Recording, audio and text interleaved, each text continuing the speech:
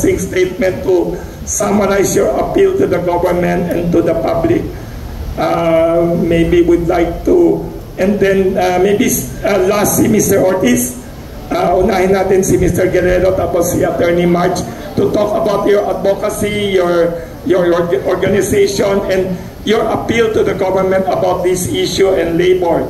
I-summarize ninyo your appeal and also talk about your advocacy, about your organization. Mr. Butch Guerrero. Sorry, all the other questions would give to them kasi alauna na. Iba, umaalis na kaya may deadline yung mga Diaryo TV.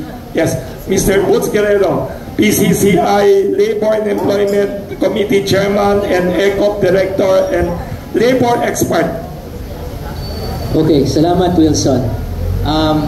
Sana naman sa mga senador, let's evaluate yung legislated wage increase. Marami yung paraan kung paano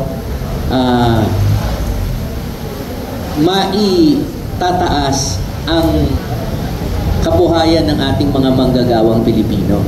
Pero kapag tataas lang ho ng sweldo natin nitong Disyembre sa 16 na wage boards, so pag tinaasan pa natin ito ng 100 pesos per day, maganda ho yun sa first 2 to 3 months, but inflation will come in.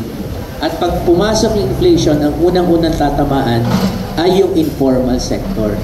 Kaya sa mga minamahal ho naming mga senador, sana naman po marami yung paraan para mapalawak at mapataas ang standard of living ng manggagawang Pilipino. Salamat po.